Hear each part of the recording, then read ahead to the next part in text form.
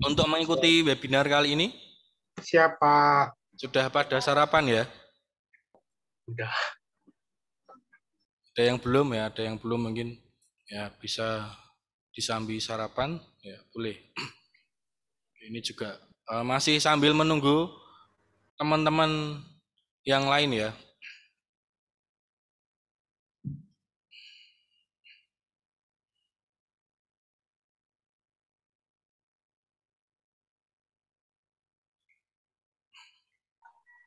Ya, kita akan segera mulai acara pada hari ini ya. Saya akan memperkenalkan diri terlebih dahulu. Ya, izinkan saya untuk memperkenalkan diri. Saya eh, Yohanes Demistiawan. Ya, saya merupakan guru bahasa Indonesia di SMAK Sinlui II. Pada kali ini perkenankanlah saya untuk memandu acara ini ya, sekaligus nanti menjadi moderator pada saat talkshow gitu ya, webinar. Oke, kemudian saya akan membacakan susunan acara pada hari ini. Pertama akan ada pembukaan, kemudian doa, dan sambutan dari Kepala SMAK Sinlui II. Kemudian nanti akan masuk pada materi sesi 1, yaitu kesehatan mental pada remaja. Kemudian dilanjutkan dengan materi kedua, yaitu manajemen stres pada remaja di masa pandemi. Kemudian dilanjutkan dengan sesi tanya jawab, lalu penutup. Baik, kita akan mulai ya. Teman-teman sudah siap ya? Ini sudah lumayan banyak pesertanya. Oke. Selamat pagi semuanya yang mengikuti dari Zoom dan juga dari YouTube. Selamat pagi semua ya. Oke, nanti bila ada pertanyaan ya terkait dengan materi webinar kali ini bisa disampaikan melalui pesan ya di chat untuk Zoom, kemudian bisa disampaikan melalui kolom komentar juga kalau yang join melalui YouTube. Kemudian bisa juga kalian langsung ya langsung bertanya, nanti silahkan angkat tangan ya, tangan, lambaikan tangan. Oke. Pada kali ini ya, saya ulangi tema kita pada hari ini, kesehatan mental dan manajemen stres bagi remaja di masa pandemi COVID-19. Ya, ini menjadi penting ya di kesehatan mental dan manajemen stres. Jadi dewasa ini kita sedang mengalami pandemi COVID ya, sehingga dampak sungguh kita rasakan betul ya, sudah lebih dari 1 tahun ya, kegiatan belajar mengajar terdampak, segala aspek segala hal juga terdampak. Itu sedikit banyak mengaruhi kondisi fisik dan juga psikis kita. Ya, sehingga kita wajib atau seyogiana menjaga kesehatan fisik kita, dan tidak lupa juga kita harus menjaga kesehatan mental kita, kesehatan pikiran kita, sehingga nanti kita tidak menjadi sakit pikiran kita ya. Kalau ya kan mental itu erat kaitannya dengan kondisi kesehatan fisik ya. Kalau tidak dijaga nanti bisa menjadi ya, pikiran kita menjadi sakit, atau bahasa Jawanya itu loro pikir ya. Jadi kita tidak mau itu semua terjadi ya.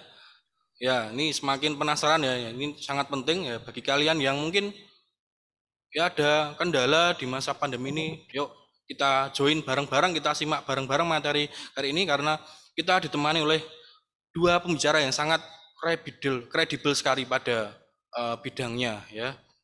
Ya, Bu Wahyu dan Ibu Veronica. Oke.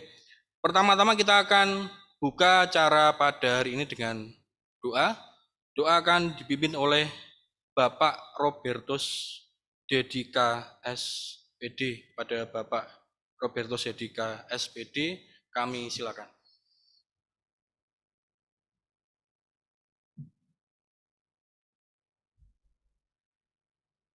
Selamat pagi anak-anakku yang terkasih, dan selamat pagi Bu Tari dan Bu Vero. Sehat selalu untuk semuanya.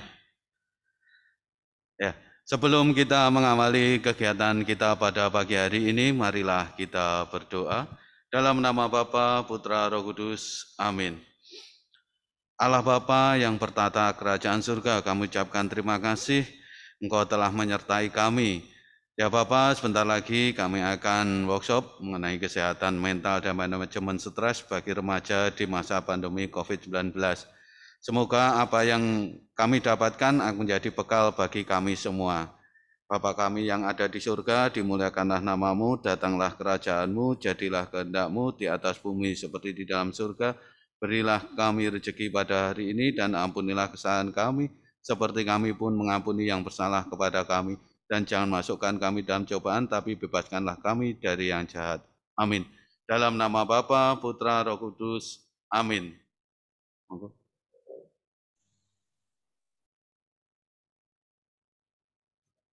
Terima kasih Bapak Dedi.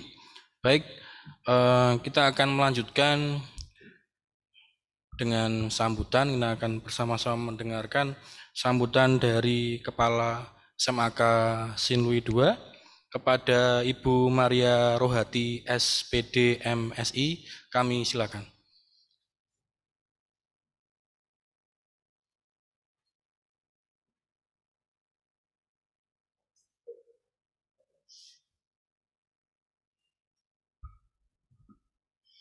Selamat pagi, yang saya hormati Bu Ninyoman Wahyu Lestarina M.Kep Nurse, kemudian Ibu Veronica Silalai M.Kep Nurse.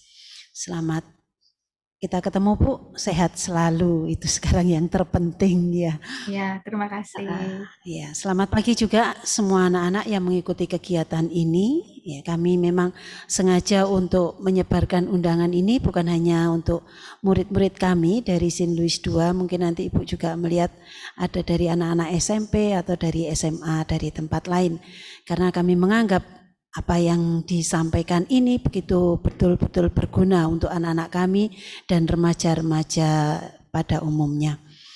Untuk anak-anak semua, selamat pagi, salam sehat semuanya. Ya, puji Tuhan, kita pada hari ini bisa bertemu. Salam sejahtera untuk kalian semua, salam sehat untuk semuanya. Memang anak-anak yang terkasih, ya, seringkali Ibu bilang bahwa anak-anak ini adalah generasi yang hebat, karena hampir 1,5 tahun Ibu kami tidak pernah bertemu dengan anak-anak ini. Mereka mungkin di luar nggak tahu bagaimana keadaannya, jadi semoga aja semuanya baik-baik saja.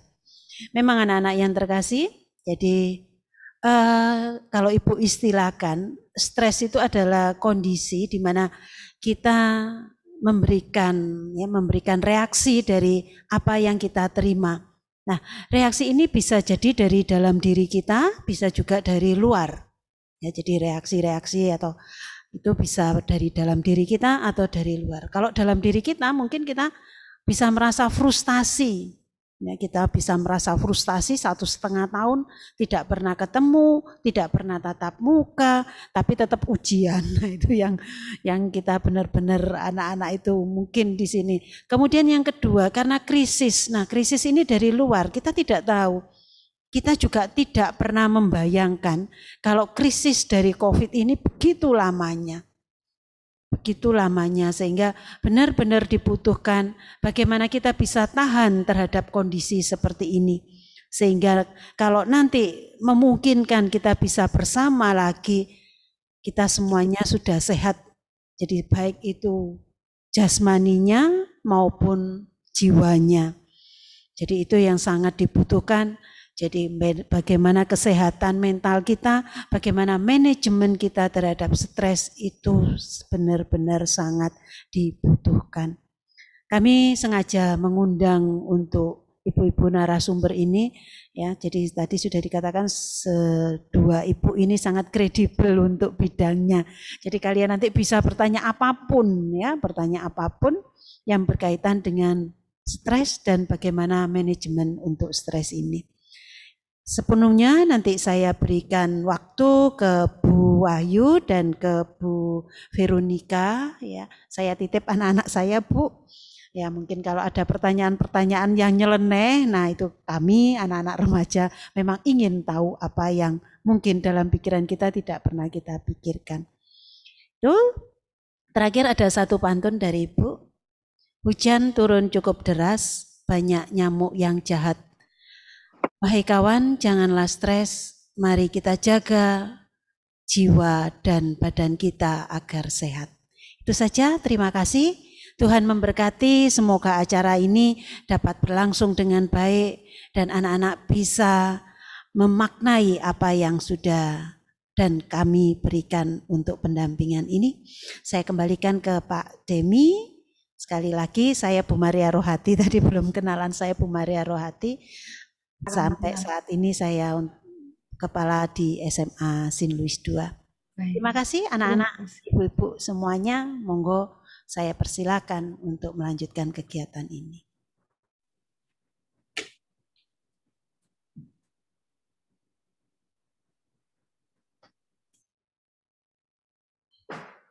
Ya, terima kasih banyak kepada Ibu Maria Rohati atas sambutan yang telah diberikan.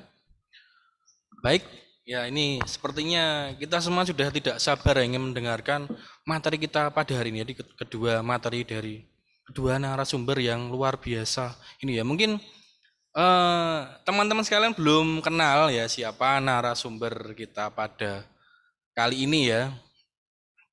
Ya saya akan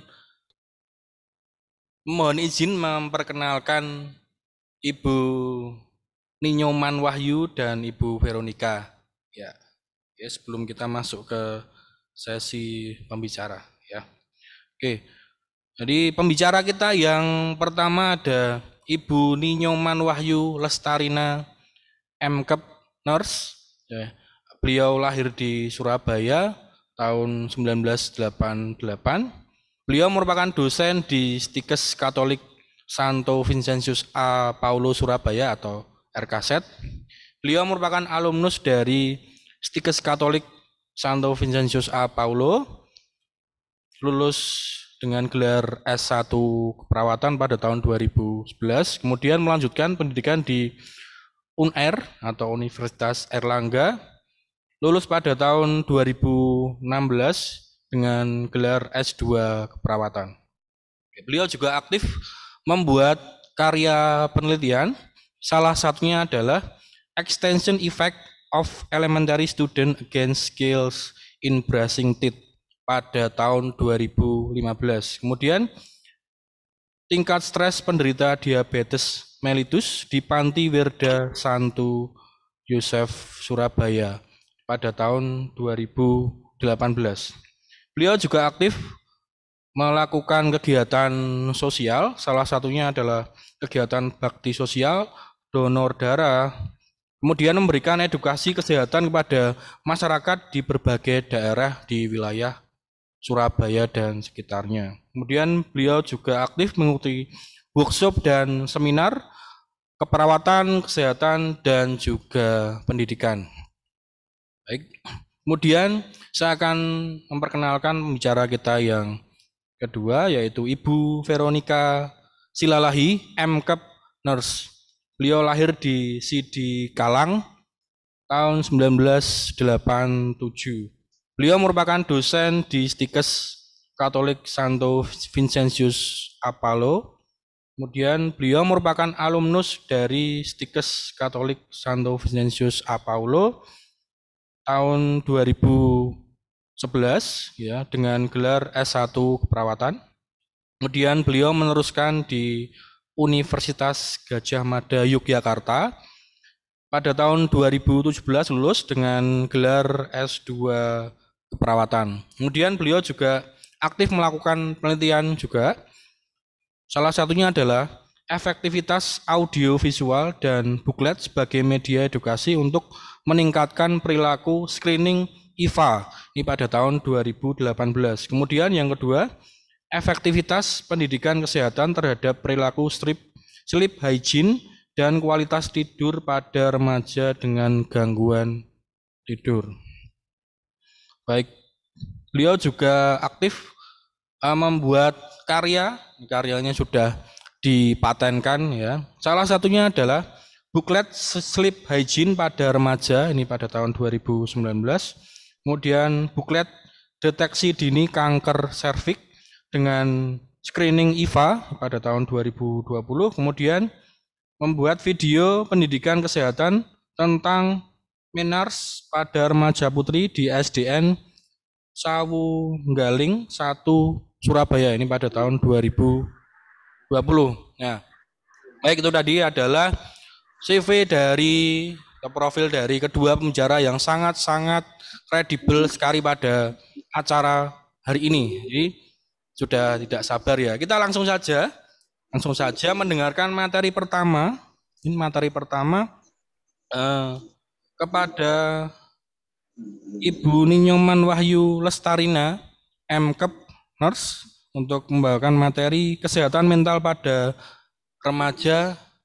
Waktu sepenuhnya kami silakan. Terima kasih Pak. Ini saya langsung share screen-nya ya Pak ya. Ya Ibu, terima kasih Ibu. Tapi saya tidak bisa share screen ini Pak. Sebentar Ibu. Selamat pagi dulu kepada teman-teman semua. Perkenalkan ya, nama saya panjang, tapi biasa saya dipanggil Rina. Jadi biar lebih singkat ya, panggil saja Ibu Rina. Untuk hari ini saya akan membahas sedikit, memberikan sedikit edukasi mengenai kesehatan mental pada remaja.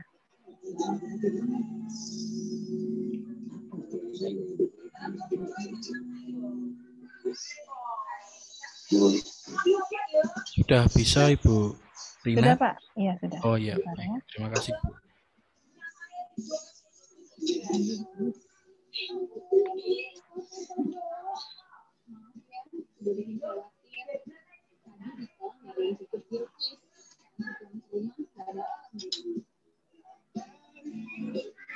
Materi saya sudah terlihat ya? Ya sudah Ibu. Ya, terlihat.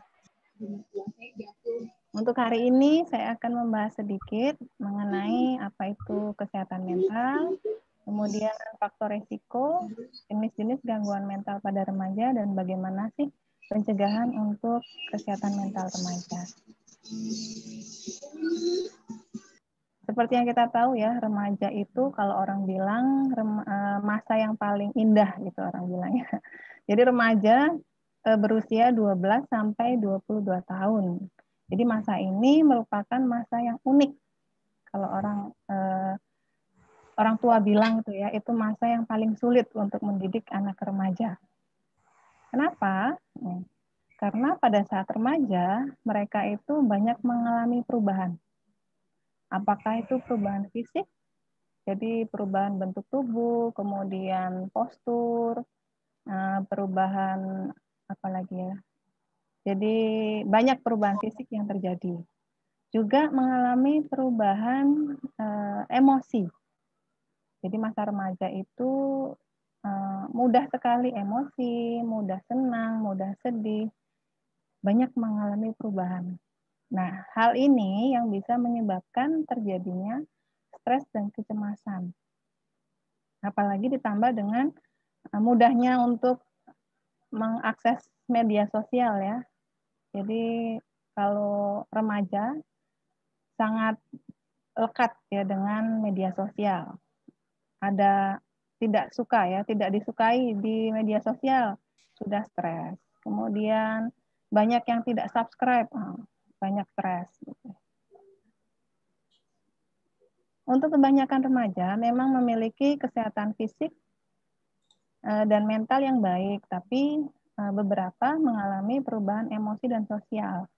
Hal ini bisa disebabkan karena remaja itu rentan terhadap kesehatan jiwa. Apakah itu akibat kemiskinan, kemudian abuse, tindak kekerasan, itu bisa menyebabkan gangguan kesehatan jiwa.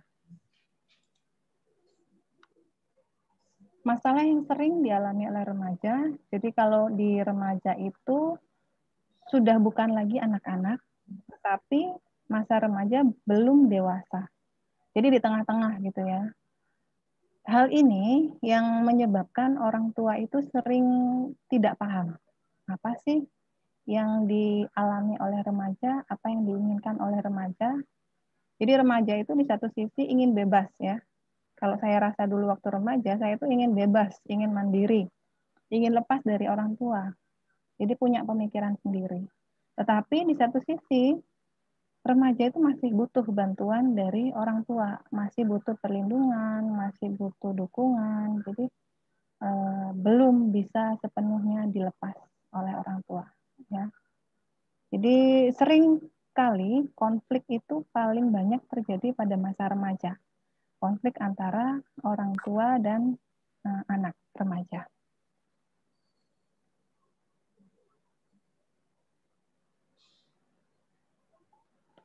Gangguan mental itu adalah gangguan jiwa atau penyakit yang mempengaruhi emosi, pola pikir, dan perilaku penderitanya.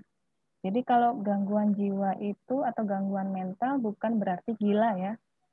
Jadi kalau masyarakat kita itu menganggap bahwa orang dengan gangguan jiwa itu pasti gila, bukan ya. Jadi tidak semua gangguan jiwa itu mengalami psikosis istilahnya kalau gila itu. Kita akan bahas satu-satu untuk apa sih gangguan mental. Nah, pada remaja itu dikategorikan menjadi 3 kategori. Jadi remaja awal, remaja tengah, dan remaja akhir. Dan pada kategori yang remaja tengah ini usia 15 sampai kurang dari 18 tahun itu merupakan kategori yang beresiko tinggi untuk mengalami gangguan, terutama rasa ingin bunuh diri. Jadi kalau kalian pernah dengar dulu ya, ada remaja yang gantung diri atau remaja yang bunuh diri, paling sering tuh gantung diri ya. Karena alasan yang sepele. Karena tidak dibelikan HP, putus dengan pacar, dijauhi teman. Jadi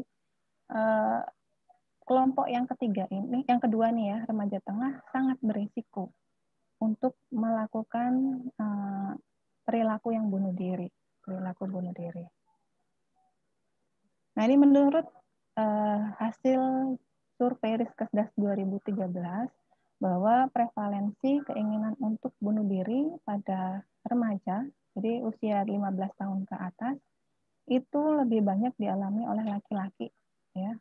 Jadi laki-laki lebih rentan untuk keinginan bunuh diri. Jadi lebih dari separuh, ya. Nah, diperkirakan 20-20% remaja itu mengalami gangguan kesehatan jiwa, tetapi belum banyak yang diatasi dengan baik. Karena di masyarakat itu masih menganggap bahwa kesehatan mental atau kesehatan jiwa itu bukan sesuatu hal yang penting. Jadi mereka menganggap bahwa fisik itu yang penting, padahal tidak. Fisik dan mental harus sejalan, harus sama-sama sehat. Ya. Kenapa ini bisa terjadi? Karena masyarakat itu kurang pengetahuannya, kurang sadar bahwa kesehatan jiwa itu penting.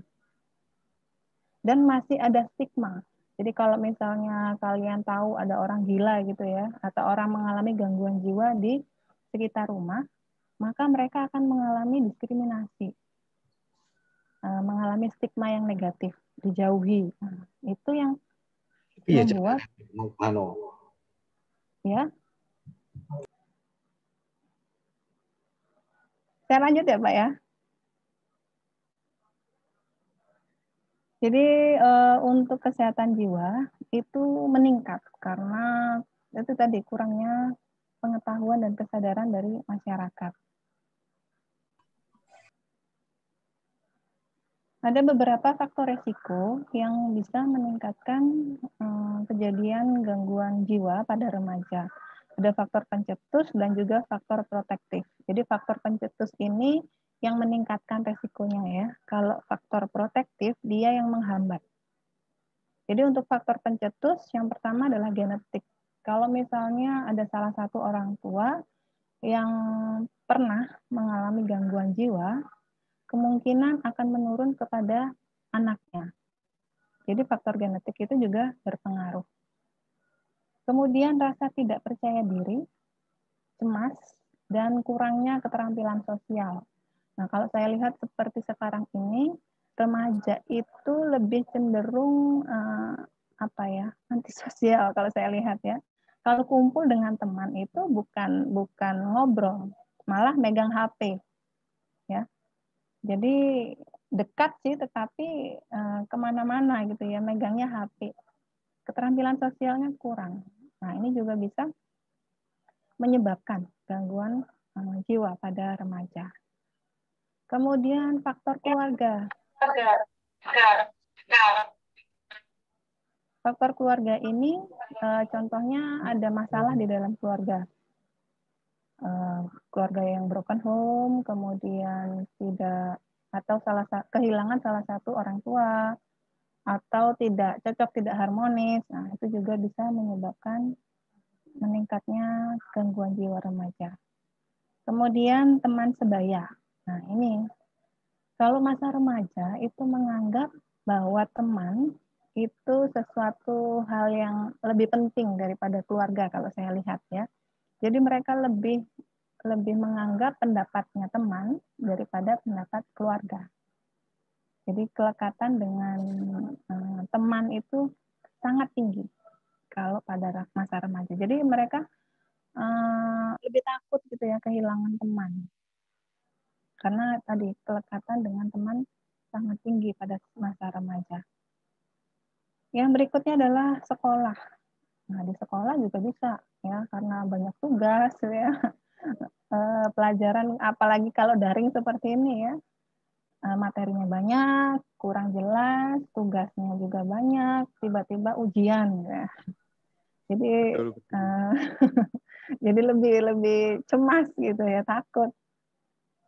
Jadi gampang stres. Yang terakhir adalah situasi dan kehidupan. Nah, seperti masa sekarang, jadi masa pandemi, jadi kan tidak boleh keluar, kemudian hanya di rumah. Apalagi pandemi ini sudah lebih dari setahun ya, jadi sudah cukup bosan remajanya dengan kondisi sekarang, bisa meningkatkan gangguan kesehatan jiwa. Itu untuk faktor pencetus. Kemudian faktor protektif. Nah, ini yang menghambat gangguan jiwa. Kalau misalnya karakter atau watak dari remaja itu positif, jadi akan lebih sulit untuk mengalami gangguan mental atau gangguan jiwa. Kemudian ada support baik dari keluarga maupun dari lingkungan sekitar. Itu juga bisa menghambat terjadinya gangguan jiwa. Yang terakhir adalah keterampilan sosial dan intelektual. Jadi kita harus meningkatkan nih keterampilan sosial kita.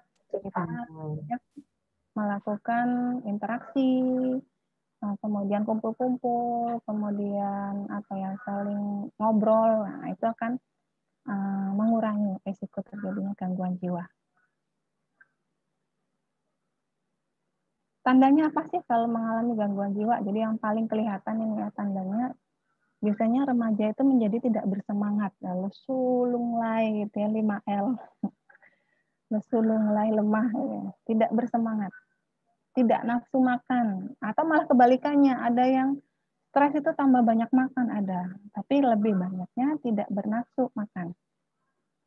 Susah tidur, jadi sering mengalami insomnia, atau terlalu khawatir, terlalu cemas yang berlebihan. Ini tanda yang paling kelihatan ya. Untuk jenis-jenis gangguan jiwa itu menurut buku ada 4 kategori. Yang pertama adalah gangguan cemas atau ansietas ya. Kemudian gangguan mood depresi, gangguan psikotik, dan gangguan penyalahgunaan nafsa. Jadi kalau cemas,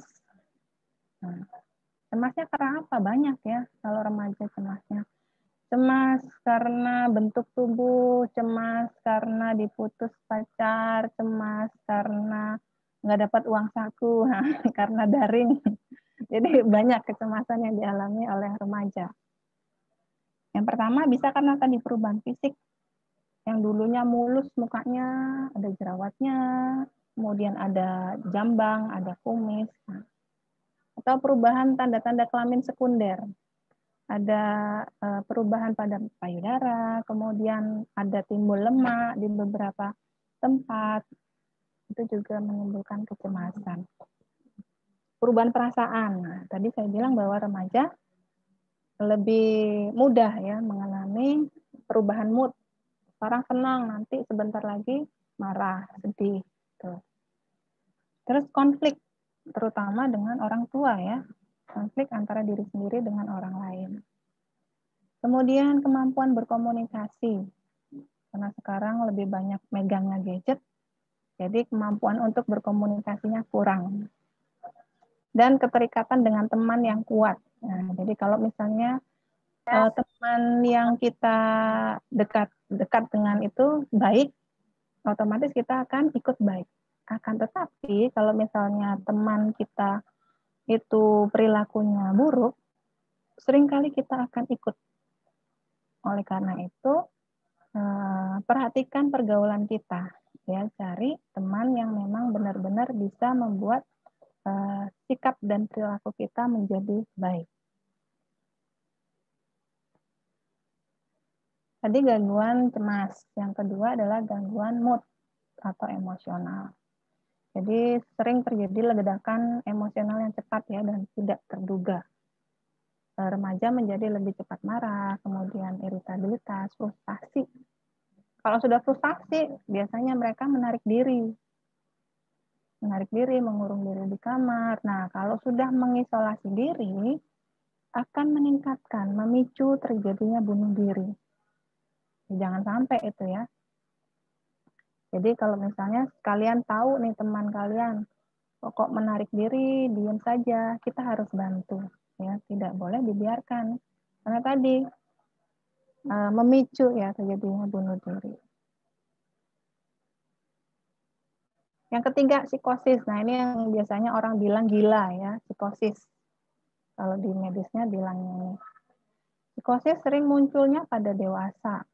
Ini terjadi, jadi kalau misalnya stres, kemudian depresi yang tidak diatasi dengan baik, bisa mengalami psikosis. Psikosis itu bisa terjadi dua hal, halusinasi atau waham. Kalau halusinasi itu biasanya dia itu melihat sesuatu atau mendengar yang tidak didengar orang, bukan karena indigo ya, bukan ya, tapi karena memang mengalami gangguan pada pola pikirnya. Atau waham, seperti gambar di bawah ini ya, waham itu menganggap bahwa dia itu pembalap. Nah, pembalap melakukan hal-hal yang seperti pembalap, itu waham. Jadi kalau stres, depresi tidak diatasi, bisa mengalami psikosis. Kalau psikosis, bagaimana penanganannya? Harus diobati ke rumah sakit jiwa. Nanti di sana akan diterapi, diberikan obat. Jangan sampai ya. Jadi kalau misalnya kalian sudah mulai cemas, mulai depresi, harus diatasi supaya tidak sampai mengalami psikosis. Yang keempat adalah penyalahgunaan nafsa. Jadi narkoba itu bisa menyebabkan gangguan jiwa. Ya, saya pernah lihat ya, pengguna narkoba itu sampai tidak ingat jati dirinya, kemudian melakukan perilaku atau hal-hal yang tidak sewajarnya. Nah, itu karena narkoba. Narkoba ini yang paling sering terjadi di remaja. Kalau dulu pengguna narkoba itu antara usia SMA, kuliah gitu ya.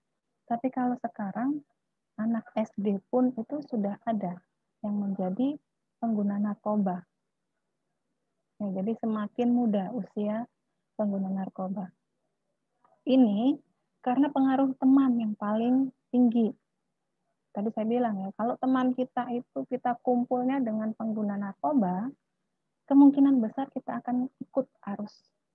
Karena biasanya kalau kita kumpul satu geng, kita tidak melakukan hal yang sama dengan teman kita, itu akan diejek, akan dijauhi. Nah, takutlah, saya takut. Nah, ikut perilaku yang jelek. Jadi mudah sekali remaja itu ikut arus ke dalam perilaku yang tidak baik. Kemiskinan juga bisa meningkatkan risiko penyalahgunaan nafsa.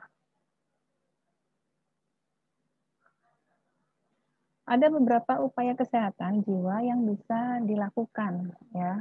Ada 4, ada promotif, preventif, kuratif, dan rehabilitatif.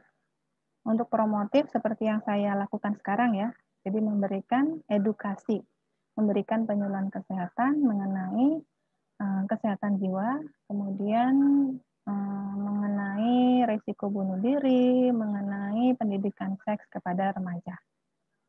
Sedangkan untuk preventif, kita melakukan deteksi dini. Kita harus tahu, oh anak ini itu perilakunya sudah mengarah ke frustasi atau depresi. Kita harus lakukan deteksi dini supaya bisa diatasi, tidak sampai mengalami psikosis tadi. Yang ketiga, kuratif. Jadi kalau misalnya sudah mengalami gangguan jiwa atau psikosis tadi, harus diobati secara dini. Jangan takut ya. Kalau misalnya takut diejek orang, jangan. Karena kesehatan jiwa itu penting. Kalau misalnya sudah merasa mengalami gangguan, harus kita mencari pertolongan. Yang terakhir, rehabilitatif.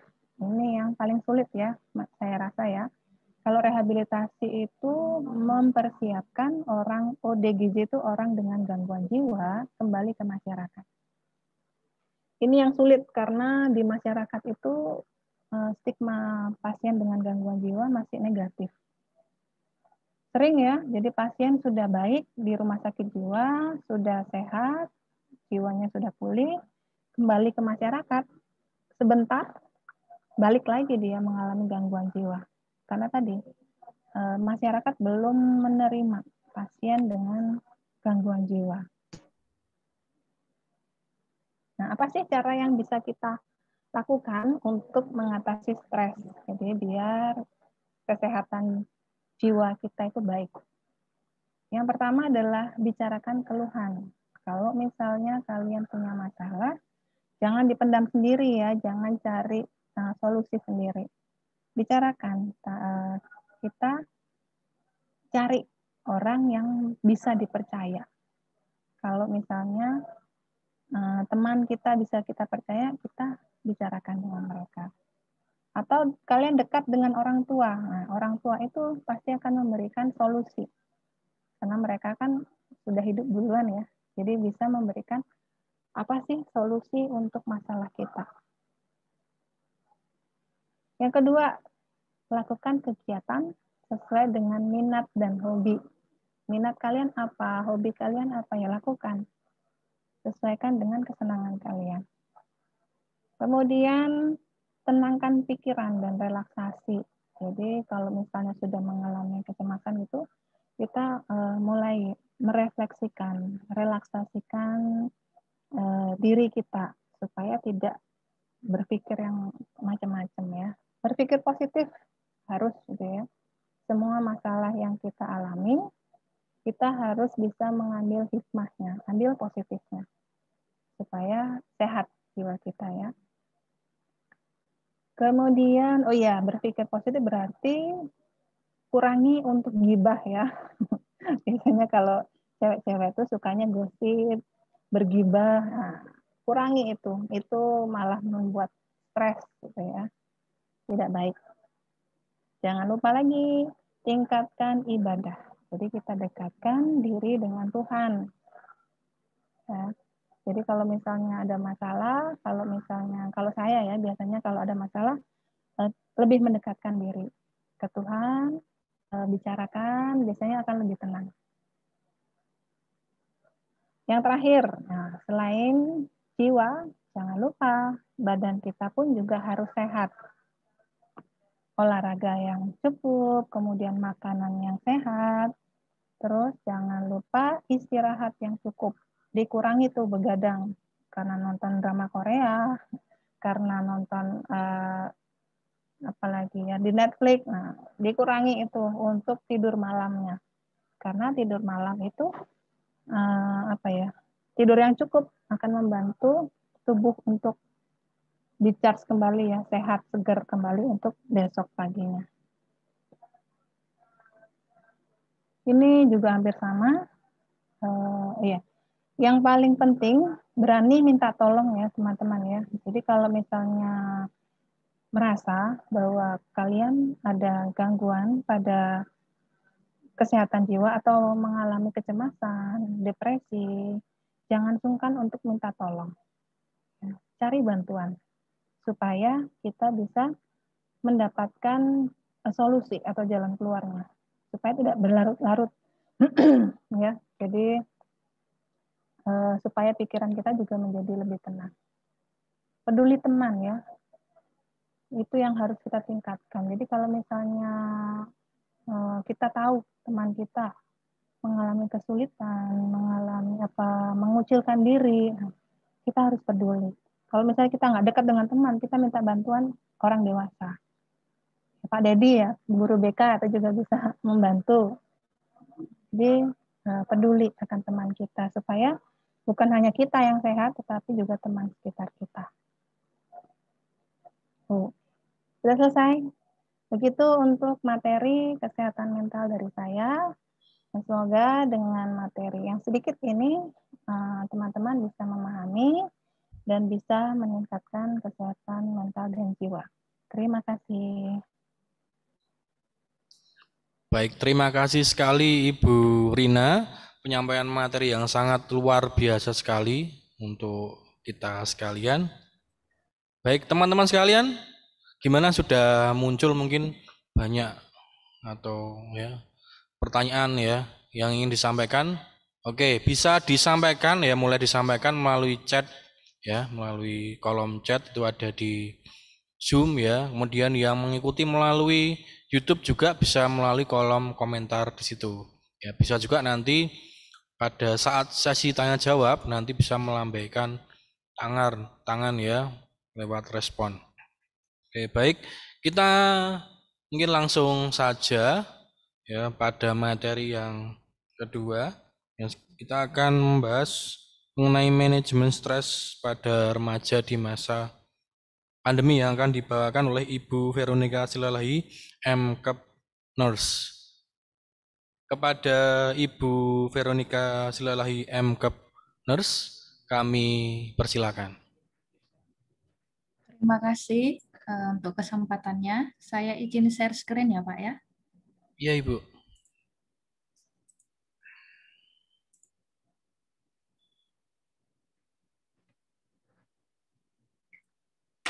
Baik, terima kasih saya ucapkan terutama dari kami Stikes Katolik Santo Vincentius Apollo Surabaya yang sudah memberikan kami kesempatan, saya dan Bu Lestarina, untuk bergabung bersama para guru, Bapak Ibu, dan juga teman-teman siswa, maaf saya jadi keceplosan mahasiswa kebiasaan, teman-teman siswa di SMA Sin Louis II.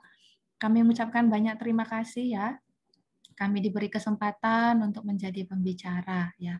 Jadi saya dan Bu Lestarina, kami sebagai dosen Stikes RKZ, kebetulan saya dan Bu Lestarina teman seangkatan dulu, jadi kami bareng-bareng masuk ke sini, bareng-bareng sekolah dengan tempat yang berbeda-beda.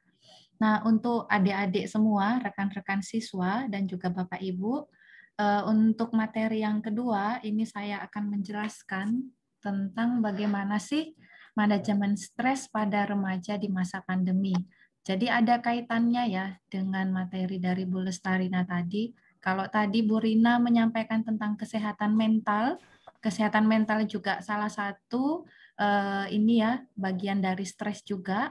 Nah, ini nanti saya akan menyampaikan kira-kira apa sih yang bisa kita lakukan atau remaja yang bisa lakukan untuk menangani kalau misalnya sudah mulai muncul stres atau mentalnya sudah mulai terganggu karena salah satu akibatnya ini ya, belajar online yang sudah kita rasakan bahkan tidak hanya teman-teman adik-adik siswa, bahkan juga dialami oleh mahasiswa kami di Stikes ya. Jadi kami juga sudah hampir 1 tahun lebih melakukan proses pembelajaran daring atau online. Nah, ini juga memberikan banyak hambatan juga ya teman-teman ya, apalagi kalau mahasiswa kami bahkan dari luar Pulau Surabaya. Ya, jadi ini juga merupakan salah satu pemicu munculnya stres dan juga kesehatan mental yang bisa mengganggu atau menghambat kesehatan dari mahasiswa kami maupun dari remaja ataupun adik-adik siswa sekalian. Nah, kalau ini saya tidak akan menceritakan banyak lagi tentang apa itu remaja, ya. Ini saya mulai dari stres dulu, ya. Apa sih stres itu? Nah, kita kan sudah sering ya mendengar stres ya. Nggak punya uang juga stres, sakit juga stres, nggak punya kuota juga stres. Nah, menurut Kemenkes Republik Indonesia tahun 2020, jadi stres itu adalah reaksi seseorang baik secara fisik maupun emosional, bisa mental maupun psikis, apabila ada perubahan lingkungan yang mengharuskan seseorang itu menyesuaikan diri. Ya, di mana menurut Kemenkes Republik Indonesia, jadi dari Kementerian Kesehatan ya, stres ini katanya bagian alami dan penting di kehidupan kita. Jadi stres ini sifatnya alami, semua orang akan mengalami stres. Tapi sekarang yang perlu kita pikirkan adalah stres itu apakah bisa kita hadapi dengan baik atau bahkan stres ini justru bisa merusak kesehatan. Ya, merusak kesehatan itu kalau stres ini sampai berat bahkan dia frekuensi waktunya cukup lama. Nah, kalau dia sampai berat bahkan lama, kemudian mengganggu mental, maka nanti jatuhnya ke arah bunuh diri maupun merusak kesehatan lain. Ya, jadi kesehatan itu tidak melulu karena penyakit, tapi juga gangguan psikis, ya, gangguan mental, gangguan emosi. Ya, jadi banyak orang mengatakan kalau sakit itu tidak hanya dari penyakit ya, yang seperti misalnya kena demam berdarah ataupun penyakit lainnya, tapi penyakit itu juga bisa dari ini ya, sakit itu juga bisa dari stres. Ya, jadi stres ini semua orang mengalami ya, mulai dari bayi sampai lansia mengalami namanya stres. Hanya saja nanti mekanisme coping ataupun manifestasi klinis ataupun tanda gejalanya ini berbeda-beda dari setiap orang tergantung bagaimana kita untuk menyikapi rasa stres tersebut. Ya, ini ya. Kemudian ini ya, remaja bereaksi terhadap stres dengan cara yang berbeda-beda. Jelas, ya.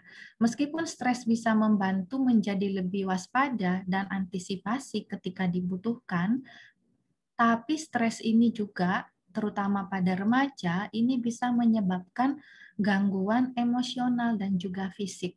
Ya, kalau sudah terjadi gangguan emosional dan juga fisik, nah ini butuh yang namanya bimbingan, arahan maupun bahkan pengobatan kalau dia sudah sampai berat. Ya, jadi tugas kita Bapak Ibu dari SMA Sinwi 2 maupun tugas kami sebagai para dosen, nah ini kita perlu membimbing anak-anak kita supaya tidak sampai terjadi ini gangguan emosional dan fisik. Ya, jadi adik-adik sekalian pun kalau walaupun sistemnya kita masih online ya, daring, kalau sudah muncul tanda gejala, misalnya sudah mulai misalnya jenuh ataupun sampai ada insomnia ataupun bahkan kita sampai antisosial ataupun misalnya tanda gejala dari stres nanti, nah jangan ragu untuk tetap menghubungi Bapak Ibu gurunya, nah supaya ini dapat penanganan yang segera. Karena kalau ini diteruskan muncul gangguan emosional, fisik, bahkan merusak kesehatan, kalau ini disimpan terlalu lama, nah ini akibatnya bisa buruk ya. Jadi jangan ragu-ragu adik-adik sekalian kalau semisal sudah muncul gangguan-gangguan karena stres ya. Jadi ini harus segera ditangani ya, tidak boleh disimpan terlalu lama ya. Oke, jadi sumber dari munculnya stres ini disebut dengan stresor ya ini. Jadi sumber dari munculnya stres ini biasanya kita sebut dengan stresor. Nah, kemudian ini ada jenis-jenis stres, ya, ada 4. Jadi ada yang disebut dengan eustress, jadi ini yang good stress. Kemudian ada distress, ada hyperstress, kemudian ada hypostress. Nah, apa yang dimaksud dengan eustress atau good stress? Jadi kalau eustress ini jadi stres yang menimbulkan kegairahan dan stimulus sehingga efek dari stres ini masih bisa dikatakan bermanfaat bagi seseorang yang mengalami. Ya. Jadi good stress ini jadi dia masih bisa memberikan manfaat ya bagi orang yang mengalami. Nah, ini dikatakan good stress. Berarti kalau orang yang mengalami good stress ini berarti dia masih bisa memanajemen dirinya ya. Justru kalau muncul stresor atau muncul stres itu justru seseorang itu tidak semakin terpuruk kondisinya. Dia semakin bangkit ya, semakin bangkit dari masalah yang dia alami. Nah, ini bisa memberikan manfaat ya. Kalau distres, jadi dikatakan distres ya berarti sudah tidak normal lagi nih. Ya, berarti jenis stres yang menimbulkan efek yang merugikan ya bagi seseorang yang mengalami. Ya, ini bisa karena tuntutan yang terlalu berlebihan ya. Kemudian distres ini bisa sampai mengakibatkan seseorang itu jatuh sakit. Ya. Kemudian kalau hiperstres, jadi ini stres yang sampai memberikan dampak yang luar biasa bagi orang yang mengalami. Ya. Kalau hipostres, jadi stres yang timbul karena kurang adanya stimulasi. Misalnya kayak adik-adik sekalian yang sudah mulai bosan dengan pembelajaran daring, nah ini ya bisa dikatakan hipostres. Ya. Oke, kemudian bagaimana sih respon tubuh kita kalau timbul stres? Ya, ini ya, kalau para remaja biasanya ini muncul jerawat. Ya, ini secara fisiologis ya, teman-teman ya. Nah, ini muncul jerawat, kemudian masalah pencernaan, bisa mual, bisa muntah ya, tiba-tiba perutnya sakit atau nyeri di ulu hatinya. Nah, ini masalah pencernaan. Kemudian kalau di sekolah, nah ini mulai konsentrasinya menurun, daya ingatnya menurun. Nah, ini apalagi pembelajaran online. Ya, kuota sudah mulai menipis, kemudian susah sinyal, ya. Kemudian mungkin maaf kalau misalnya tidak punya laptop mungkin ya, atau HP-nya mungkin kurang memori untuk misalkan Zoom meeting atau misalnya Google Meet. Nah, ini justru ini bisa menurunkan konsentrasi. Daya ingat juga bisa menurun, apalagi kalau sudah mulai bosan ya, mulai bosan dengan pembelajaran daring. Bahkan tidak hanya karena pembelajaran daring ya, teman-teman ya, pembelajaran yang offline pun kalau sudah muncul stres, nah ini juga bisa menurunkan konsentrasi kita untuk belajar ya. Kemudian wajah tegang, tidak santai dan sulit senyum. Nah, ini ya bisa kita lihat ya Bapak Ibu ya, kalau kita misalnya sedang belajar online gitu ya, kita minta siswa kita untuk membuka semua videonya misalnya ya. Nah, kalau mereka sudah mulai bosan, sudah mulai jenuh, kelihatan sekali biasanya ya Bapak Ibu. Nah, ini sudah enggak santai, enggak mau senyum biasanya ya ini. Nah, ini. Kemudian ini insomnia ya ini teman-teman ya, kalau sudah mulai memburuk ya ini ya, kalau stresnya sudah mulai merusak ini ya, merusak tubuh kita ya, ini muncul insomnia, jadi sulit tidur. Ya, sulit tidur ada aja yang dipikirkan. Nah, ini insomnia. Susah tidur tapi terbangun di tengah-tengah jam tidur dan susah memulai tidur kembali. Nah, ini yang disebut dengan insomnia. Ya. Kemudian kelelahan. Ya, ini baterainya, charge-nya sudah mulai habis nih, kelelahan. Ya. Kemudian sakit kepala. Ya, ini sakit kepala. Kemudian pada remaja putri bisa muncul gangguan menstruasi yang biasanya mensnya teratur setiap bulan, misalnya jangka waktunya konstan ya, 5 hari gitu ya. Ini bisa dalam sebulan tidak mens atau 3 bulan nggak mens. Nah ini ya, jadi bisa muncul gangguan menstruasi pada remaja putri. Nah, ini ya. Jadi stres ini bisa mengakibatkan munculnya ini ya, kondisi tubuh yang istilahnya kalau di kesehatan adalah yang patologis ya, jadi yang tidak normal ya, ini muncul. Oke. Kemudian kalau dari Kemenkes, Bapak Ibu dan juga teman-teman ya, ini saya capture ya. Jadi dari Kemenkes sendiri pun mengatakan apa sih efek dari stres pada remaja? Ya ini ya sama ya, jadi merasa lelah, bisa makan berlebihan ya teman-teman ya. Ini lapar terus ya. Kemudian susah tidur sama ya, insomnia. Kemudian ini sakit, nyeri di leher dan di bahu. Kemudian sakit kepala, sakit perut. Kemudian tiba-tiba merasa sedih, cemas, khawatir ya. Ini kadang-kadang ya, enggak ada sebabnya, enggak ada masalahnya, tiba-tiba sedih, kemudian cemas berlebihan, khawatir ya. Kemudian nih menjadi mudah marah ya. Emosinya sudah enggak stabil. Terus mudah hilang kesabaran. Ya, marah sama temannya, tiba-tiba marah sama orang tua, ya, nggak ada kuota marah ke orang tua, ya, kemudian nggak bisa mengerjakan PR, marah ke orang tua, kemudian banyak tugasnya, marah ke gurunya, nah ini, ya, kemudian sulit berkonsentrasi untuk pelajaran sekolah. Jadi ini ya teman-teman, adik-adik, efek stres dari efek stres yang bisa muncul pada remaja. Nah, pasti adik-adik tidak mau kan kalau ini muncul ya efek stres ini ya, karena ini tadi ya bisa merusak tubuh kita ya. Dan juga kalau kita nggak bisa menangani ataupun orang tua tidak bisa mengenal dengan baik tanda-tanda munculnya stres pada anak ya, nah biasanya ya berakibat fatal ya, bisa anak-anak ya masuk dalam kondisi ini ya, bunuh diri ataupun beralih ke nafsa, kemudian atau perilaku, bahkan terjadi perilaku seksual yang menyimpang. Nah, itu juga bisa muncul karena efek dari stres.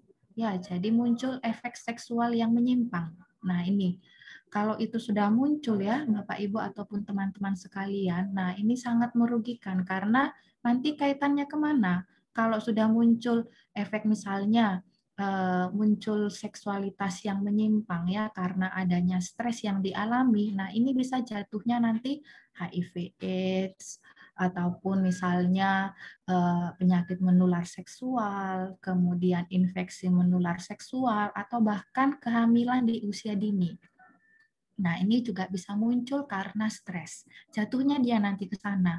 Ya, bisa juga seperti yang dijelaskan Bu Rina tadi, nafsa. Ya, jatuhnya ke penggunaan obat-obatan terlarang. Ya, ini. Jadi HIV/AIDS dan nafsa ini sering bergandengan. Ya, jadi adik-adik sekalian, remaja, putra dan putri ya, mari kita mulai bisa mengelola stres dengan baik ya, supaya efek ini tidak muncul ya. Oke.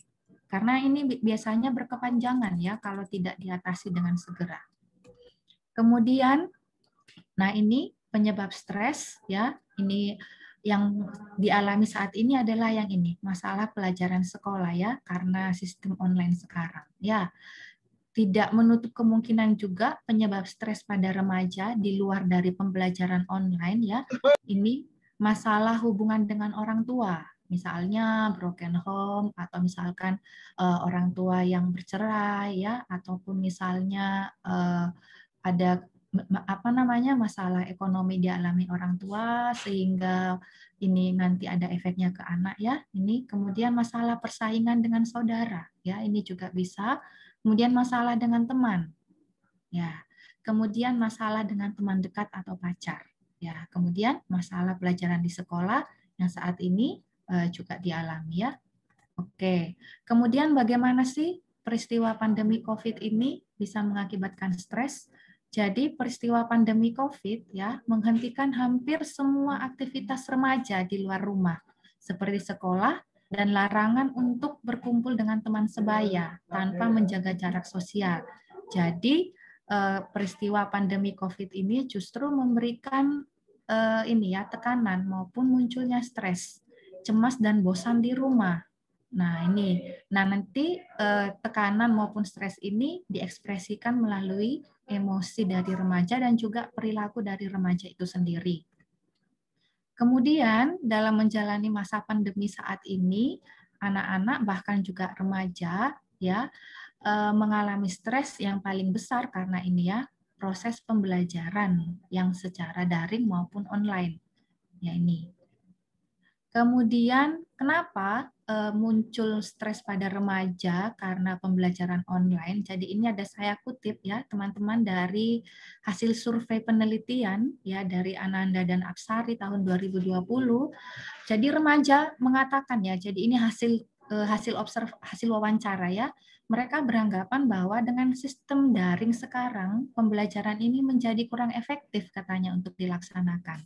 Ya, kemudian dari survei yang dilakukan oleh KPAI, jadi 79 hampir 80% anak berpendapat bahwa ini remaja atau siswa ini interaksinya kurang dengan guru karena mereka mengatakan bahwa guru itu hanya memberikan tugas. Ya. Kemudian karena dan juga ini kurang interaksi. Ya, biasanya kalau misalnya seperti Pak Dedi ya sebagai guru BK, misalkan kalau ada siswanya yang bermasalah biasanya langsung dipanggil gitu ya Pak ya. Nah sekarang dengan online begini pasti interaksi kita juga kurang dengan siswa. Nah itu yang mereka rasakan. Ini yang dari hasil wawancara siswa. Nah mereka mengatakan bahwa interaksi yang kurang dan juga karena pemberian tugas ya yang menurut siswa. Nah ini mengakibatkan munculnya stres pada remaja dan juga karena adanya ini ya social distancing ya sehingga anak-anak merasa jiwanya menjadi lebih tertekan. Kemudian kurangnya penguasaan teknologi ya, tambahan biaya internet, kurangnya komunikasi dan sosialisasi antar remaja maupun kurangnya komunikasi dan interaksi dengan guru. Ya, kemudian karena adanya PJJ atau pembelajaran jarak jauh sekarang, ini membutuhkan adaptasi dari remaja karena biasanya kan kita tatap muka ya. Ya, kalau berinteraksi kan lebih leluasa kita menyampaikan keluh kesah remaja atau siswa ke guru. Nah, sekarang dengan adanya PJJ jadi ini memberikan adaptasi yang baru kepada remaja. Ya, kemudian mereka merasa jenuh mengikuti pembelajaran jarak jauh. Ya, nih. Kemudian gimana sih manajemen stres? Nah, ini yang pasti yang ditunggu-tunggu ya. Ini jadi bagaimana manajemen stres di masa pandemi? Ya, jadi ini teman-teman, saya mengambil salah satu manajemen stres yang ini juga sudah dilakukan penelitian ya. Mudah-mudahan teman-teman, adik-adik semua bisa mempraktekkan nanti di rumah ya, ataupun kita orang dewasa ya, Bapak Ibu maupun saya, kita bisa mempraktekkan ini. Jadi ada yang pertama adalah self talk. Jadi bicara dengan diri sendiri, ya. Jadi self talk ini dikatakan salah satu bagian dari terapi kognitif, ya. Jadi nanti di sini self talk ini kita memberikan mindset atau pikiran positif ke diri kita supaya stimulus stimulus rangsangan yang kita berikan ke otak kita itu bisa kita praktekkan nanti. Nah, ini. Jadi dialog individu, jadi dialog diri kita dengan diri kita sendiri, ya. Jadi dia menafsirkan perasaan dan persepsinya serta mengatur dan mengubah keyakinannya dia dan juga memberikan instruksi dan penguatan bagi dirinya. Ya, jadi ibaratnya kita bercermin ke diri sendiri. Kita katakan ke diri kita bahwa saya bisa melakukannya, saya pasti bisa ya, semangat. Ya, nah ini. Jadi kita berbicara dengan diri kita sendiri ya. Jadi kita memberikan penguatan ke diri kita sendiri. Nah, ini dikatakan bisa membantu teman-teman, adik-adik untuk kita bisa memanajemen stres. Ya, ini. Nah, ada dua teman-teman tipe self talk ini. Nanti kita mau milih yang mana? Apakah kita pilih yang positif atau kita pilih yang negatif? Nah, ini nanti tergantung teman-teman dari bagaimana kita menyikapi ataupun bagaimana kita mempraktekannya ataupun bagaimana kita menerima self-talk kita tadi. Apakah nanti saya akhirnya menjadi lebih bersikap positif ataukah bahkan saya nanti jatuhnya ke sifatnya negatif. Ya. Jadi kalau positif itu, jadi kita memunculkan emosi yang positif. Jadi kita perintahkan diri kita untuk bersikap lebih positif, ya. Jadi kita perintahkan diri kita untuk lebih semangat, kemudian bisa merubah diri menjadi lebih baik, kemudian kita berikan afiliasi yang positif ke diri kita. Nah, ini yang sifatnya positif. Kalau negatif, jadi ini adalah yang kebalikannya ya, teman-teman ya. Jadi pernyataan yang irasional ya. Jadi irasional itu yang tidak rasional ya. Jadi pernyataan yang negatif yang kita munculkan ke diri kita. Nah, kalau ini yang kita munculkan, teman-teman, justru ini akan mengganggu mengganggu diri kita dan bahkan bisa memunculkan emosi dan bahkan stres. Ya, kalau negatif yang kita berikan ke diri kita, ini akan memunculkan rasa depresi. Kemudian bisa muncul rendah diri, kemudian kita bisa menyalahkan diri sendiri dan bahkan bisa khawatir yang berlebihan. Ya, misalnya nih, karena kita kan belajar online ya, teman-teman ya, kalau sedari awal kita sudah menanamkan ke diri kita bahwa saya nggak bisa mengikuti pembelajaran online, saya nggak bisa mengerjakan tugas dari guru, kok tugas dari guru kok banyak, nggak usah saya kerjakan, biar aja kan guru nggak tahu kalau saya nggak mengerjakan. Pasti guru saya nggak mengoreksi tugas yang saya kirimkan. Nah, kalau itu sudah kita munculkan, teman-teman, adik-adik sekalian, nah perilaku negatif yang akan muncul. Ya, kalau pikiran negatif yang kita munculkan, maka jatuhnya adalah apa? Perilaku negatif. Nah, jangan sampai nih, ya, karena pikiran negatif ini kita nggak bisa menganggap sepele ya, karena pasti dia akan aplikasi nyatanya adalah dari perilaku kita sendiri. Karena biasanya otak itu akan menyuruh kita ya, menyuruh badan kita untuk melakukan ya. Kalau misalkan otak kita sudah di dalamnya kita tanam yang positif, otomatis hati, badan kita akan lebih positif nanti perilakunya ya. Oke. Nah, ini ya biasanya nih kalau yang self talk yang positif ya, saya menyukai diri saya, ya. Kemudian saya memang melakukan sesuatu yang buruk, tapi saya bisa memperbaikinya. Nah, ini sifatnya yang positif, ya. Kemudian bisa juga nih, pelajaran dari guru memang susah, ya. Saya tidak bisa menangkap, tapi saya akan berusaha untuk mengerjakan. Saya akan berusaha untuk bertanya ke guru cara mengerjakannya bagaimana, ya. Gitu ya. Walaupun pelajaran online pasti saya bisa untuk mengerjakan. Nah, ini teman-teman self talk yang positif. Ya. Oke. Kemudian nah self talk ini ya teman-teman ya bukan mencoba untuk memaksakan diri atau bisa untuk merubah dalam sekejap ya, tapi self talk ini teman-teman bisa membuat diri kita menjadi lebih tenang ya. Jadi tidak memaksakan sampai yang drastis banget ya, tidak ya, tapi dengan self talk ini akan membuat jiwa kita lebih tenang, pikiran lebih tenang. Nah, nanti akhirnya perilaku juga bisa menjadi lebih baik. Ya. Jadi bisa membantu kita lebih rasional berpikirnya ya. Kemudian sama ya. Jadi self talk ini jadi kita berdialog dengan diri kita dari I can do it menjadi dari I can do it menjadi I can do it ya. Oke, ini ya. Jadi sama ya teman-teman ya, aku harus bisa, harus semangat, harus berani, harus lebih baik, harus bisa mengerjakan tugas, harus bisa misalnya berprestasi. Nah, ini yang harus kita tanamkan ya adik-adik ya. Oke, ini teman-teman tahapan self-talk-nya. Jadi tahapan pertama, jadi untuk self-talk ini bisa dibantu oleh kita para guru atau dosen ataupun orang tua ya. Kita bisa membantu anak-anak kita supaya mereka bisa mempraktekkan self-talk ini. Jadi tahapan pertama ya, jadi remaja dibantu untuk bisa memahami kenapa pemikirannya ini menjadi irasional.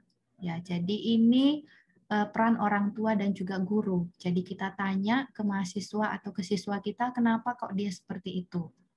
Kemudian tahapan kedua, kita bantu untuk meyakinkan remaja bahwa pikiran negatif mereka ini bisa dirubah. Ya, ini juga membutuhkan peran dari orang tua dan juga peran dari guru. Ya, jadi nanti orang tua dan guru memberi bimbingan dan arahan bahwa kita sampaikan ke anak-anak kita bahwa pikiran negatif itu bisa kita rubah kok. Nah, kemudian tahap yang ketiga adalah remaja dibantu untuk bisa terus mengembangkan pikiran mereka yang rasional. Ya, jadi ini Jadi yang tahap ketiga ini adalah remaja, nanti kita bantu supaya mereka bisa terus mengembangkan pikiran-pikiran positif mereka. Jadi pada tahap yang ketiga ini pun anak-anak kita terus latih supaya mereka bisa mempraktekkan atau bisa punya pikiran yang positif dan bisa mengontrol dirinya sendiri supaya lebih baik. Nah, ini teman-teman tahapan-tahapan untuk self-talk. Oke.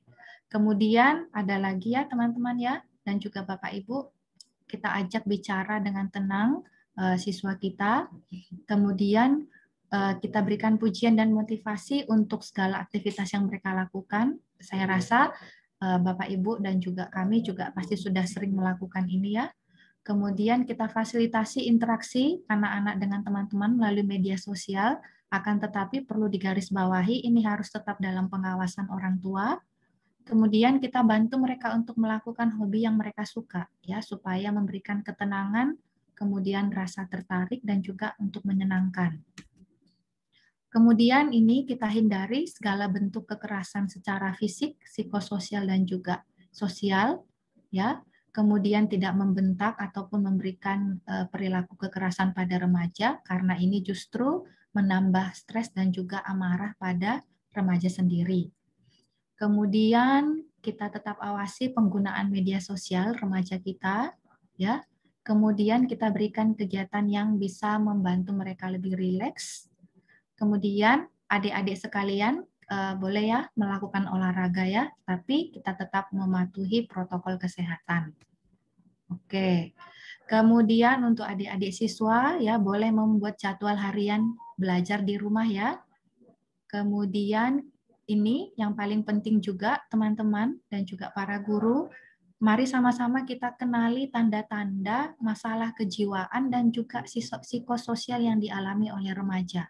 Ya, kalau tanda-tanda seperti tadi sudah mulai muncul, ya, nah ini harus kita segera memberikan pertolongan kepada anak didik kita dan juga orang tua yang hadir dalam kegiatan Zoom ini. Kalau sudah muncul tanda-tanda masalah kejiwaan pada remaja ataupun psikososial, kita harus sudah mulai memberikan pertolongan, ya, tidak menganggap sepele karena kalau ini diteruskan, nah ini bisa memberikan dampak yang buruk. Nah, ini tips kelola stres pada anak dan remaja ya, sama ya teman-teman ya. Jadi kita rencanakan tanggapan, segera selesaikan masalah, hargai perasaan anak-anak kita, kemudian perlu bantuan orang lain dengan cara berdiskusi dengan orang tua dan teman sebaya, kalau perlu dengan tenaga kesehatan yang sudah punya lisensi. Kemudian kita sebagai dosen ataupun Bapak Ibu guru ya, kita menjadi tokoh panutan yang baik untuk anak didik kita ya. Kemudian kita berikan dukungan dan motivasi kepada siswa kita. Ya ini jadi mereka yang sudah mulai ogah-ogahan ya belajar, sudah mulai jenuh, sudah mulai bosan, kita berikan semangat supaya mereka lebih percaya diri. Ya. Kemudian di akhir dari slide saya, kami ini dari Stikes, teman-teman, adik-adik, kami membuka pendaftaran mahasiswa baru ya sampai nanti di akhir tahun ya. Jadi untuk adik-adik sekalian yang mau jadi tenaga kesehatan, perawat maupun fisioterapi, kami membuka pendaftaran mahasiswa baru, boleh menghubungi kami di nomor telepon yang sudah saya terangkan di sini, maupun bisa lihat di website kami di www.stikfin.ac.id ya. Jadi kami di Jalan Jambi, di dekatnya di belakang Rumah Sakit RKSET ya. Ini kami menerima siswa kalau yang mau jadi perawat dan juga fisioterapi. Terima kasih. Untuk presentasinya saya kembalikan ke moderator.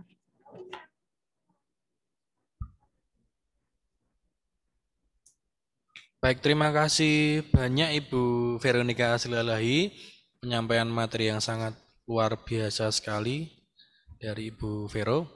Baik, teman-teman sekalian, para siswa, baik dari SMAK Sinlui II maupun dari sekolah lain, mungkin ada juga ya.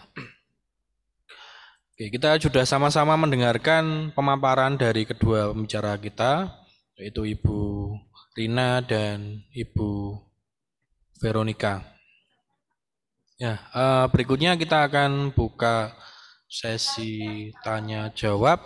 Ya, sudah ada beberapa pertanyaan untuk Ibu Rina dan Ibu Vero. Yang pertama ini dari Aubet. Ya. Apakah benar Marie Antoinette syndrome itu benar-benar terjadi atau benar-benar ada, Ibu? Ini silakan mungkin bisa dijawab oleh Ibu Vero atau Ibu Rina. Monggo. Saya coba jawab ya Pak ya. Nggih. Jadi terima kasih Albert. Jadi untuk sindrom ini memang belum banyak penelitian ya yang membahas mengenai ini, tapi ada beberapa kasus yang memang terjadi. Jadi kemungkinan ini terjadi karena perubahan hormonal yang timbul saat stres. Jadi stresnya harus berlebihan, sangat stres, sehingga mengganggu hormon di rambut, terutama folikel rambut ya, yang membuat rambut itu menjadi berubah warna dan menipis. Tapi memang belum banyak. Kenapa sih hal itu bisa terjadi? Jadi mungkin hanya sebatas itu yang bisa saya jelaskan untuk sindrom ini, karena memang belum banyak materi mengenai ini. Begitu, Albert. Ya, terima kasih, Kak. Ya. Oke, terima kasih Ibu Rina untuk penjelasannya dan Albert. Kemudian kita lanjut pertanyaan berikutnya. Ini dari Alfonsus Aditya. Ini bagaimana ciri-ciri orang yang mengalami halusinasi? Kemudian bedanya dengan ini dicontohkan indigo begitu. Ciri-ciri orang yang sedang mengalami halusinasi itu seperti apa begitu? Baik, saya bantu menjawab ya Pak ya. Oke, Ibu. Ya, nanti boleh bisa ditambah oleh Bu Rina ya. Jadi adik yang menjawab ya. Jadi beda ya halusinasi dan indigo itu dua hal yang jauh berbeda ya. Kalau halusinasi itu jelas ya salah satu ciri orang-orang yang mengalami gangguan kejiwaan. Jadi halusinasi itu jadi dia seperti mendengar suara-suara yang menyuruh misalnya nih, menyuruh untuk bunuh diri, menyuruh untuk menyakiti diri sendiri. Nah, ini dikatakan halusinasi ya. Jadi dia seperti memunculkan ada dunianya sendiri ya. Jadi kayak misalnya nih karena dia sudah stres ya, misalnya sudah sangat stres, jadi dia muncul kayak suara, ayo kamu misalnya loncat dari misalnya dari lantai rumahmu, atau misalnya orang tuamu itu jahat, pukul aja orang tuamu. Nah itu dikatakan halusinasi. Jadi halusinasi itu sebagai salah satu ciri dari orang yang sudah mengalami gangguan kejiwaan ya. Jadi banyak teman-teman, adik-adik di rumah sakit jiwa kita, rumah sakit jiwa Menur ini masuk dalam kondisi karena halusinasi. Ya, misalnya dia motong sarafnya, motong pembuluh darahnya dia. Nah, karena pasti dia mengatakan saya mendengar suara seperti itu. Ya, saya disuruh sama orang seperti itu. Ya, jadi itu beda. Kalau yang indigo tadi itu kan jelas kita tahu ya. Jadi dia kayak kalau yang sekarang ini yang terkenal ya. Jadi dia punya dia bisa tahu misalnya kejadian misalnya 10 tahun lagi dia tahu, dia bisa meramalkan. Nah, itu beda. Jadi beda ya. Jadi indigo itu bukan termasuk halusinasi dan halusinasi itu bukan termasuk indigo. Jadi halusinasi itu salah satu tanda seseorang mengalami gangguan kejiwaan. Begitu ya yang adik yang memberikan pertanyaan ya. Terima kasih. Saya tambahkan Terima sedikit kasih, ya, Bu. Ya. Saya tambahkan sedikit ya Pak ya. Oke, silahkan Ibu Rina. Jadi untuk orang dengan indigo itu biasanya masih mau untuk bersosialisasi. Tapi kalau pasien dengan gangguan jiwa, biasanya mereka sudah mulai menarik diri ya. Jadi imajinasinya itu sangat jauh sekali kalau orang gangguan jiwa. Tapi kalau orang indigo masih ya seperti orang biasa, hanya bisa mempunyai indera keenam, biasanya orang bilang seperti itu. Ya, begitu Pak. Oke, terima kasih untuk Ibu Veronica dan Ibu Rina atas penjelasan dari pertanyaan dari Alfon. Terima kasih, Bu. Pertanyaan berikutnya, Ibu-Ibu. Ini ada pertanyaan dari Eunike Nanda. Apa eating disorder juga termasuk stres? Bagaimana cara membedakan orang yang mengalami eating disorder dan tidak? Oke. Siapa dulu nih yang jawab? Silahkan Ibu. Oke. Jadi adik Yunike yang bertanya, ya jadi eating disorder ini adalah jadi kondisi gangguan perilaku makan, ya. Jadi misalnya nih seseorang itu yang biasanya dia makannya dalam jumlah porsi yang pas, ya, tapi dia mengalami nih gangguan perilaku makan. Jadi dia bisa mengkonsumsi makanan dalam jumlah yang berlebih, ya, atau dia bahkan sama sekali nggak berhenti mau makan, atau bahkan dia nggak mau makan sama sekali, ya.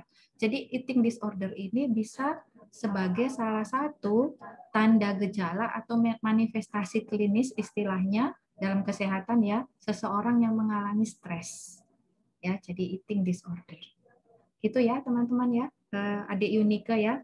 Jadi ini salah satu gangguan, bisa gangguan kecemasan, bisa karena depresi, bisa kemudian gangguan kepribadian bisa, kemudian karena stres bisa, karena gangguan kesehatan mental bisa. Jadi ini salah satunya adalah eating disorder, jadi gangguan perilaku makan.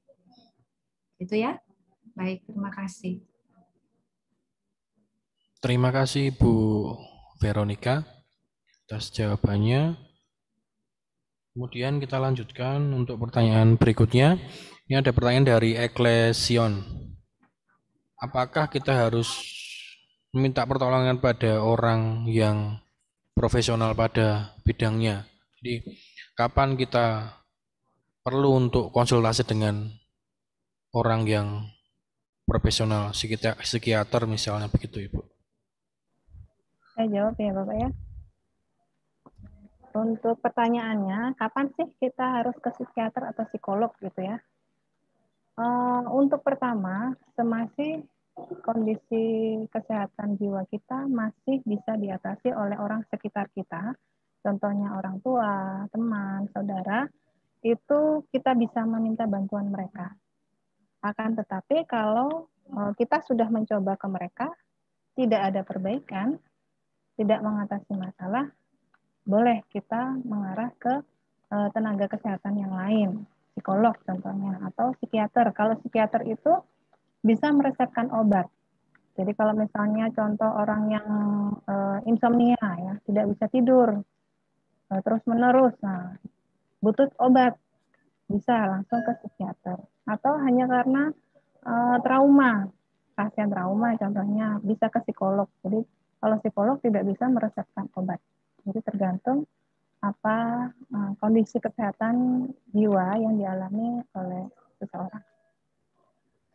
Oke, saya juga menambahkan ya Pak ya. Kalau Ya, Ibu. Kalau guru ataupun orang tua masih bisa menangani ataupun masih bisa membantu anak-anak yang mengalami misalnya ada tanda-tanda misalnya sudah stres, ya, kalau masih bisa diatasi tanpa harus bantuan tenaga kesehatan masih bisa. Tapi kalau sudah muncul yang terlalu berat, nah ini kita memang harus konsulkan, ya.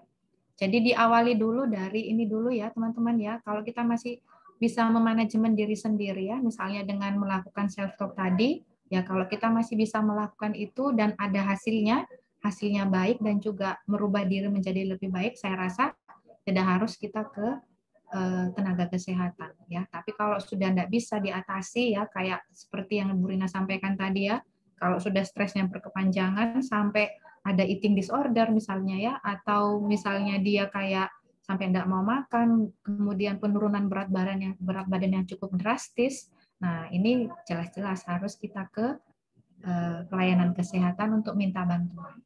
Begitu Pak, terima kasih. Baik, terima kasih untuk jawabannya dari Ibu Rina dan Ibu Veronica. Kemudian ini ada pertanyaan lagi, Bu. Ini dari Amel. Bagaimana cara mengatasi insomnia? Ini mungkin yang sering kita alami bersama-sama ya. Saya juga kadang mengalami insomnia, nggak bisa tidur. Ya. Monggo Ibu, mungkin bisa menjelaskan kepada kami. Oke, baik. Terima kasih Pak. Jadi insomnia itu adalah salah satu gangguan tidur ya Pak ya. Salah satu gangguan tidur. Nah, ini sering sekali dialami oleh remaja ya. Ini juga berdasarkan hasil penelitian kami ya Pak ya. Kemarin kami penelitian di mana SMA aduh maaf saya kok jadi lupa ya, SMA Hang Tuah rasanya ya Pak ya. Jadi anak-anak remaja khususnya SMA ini sering mengalami namanya gangguan tidur ya, baik itu insomnia atau dia nggak bisa tidur sama sekali atau bahkan sulit untuk bangun katanya ya Pak ya. Jadi kebanyakan tidur. Nah, ada yang istilahnya adalah sleep hygiene.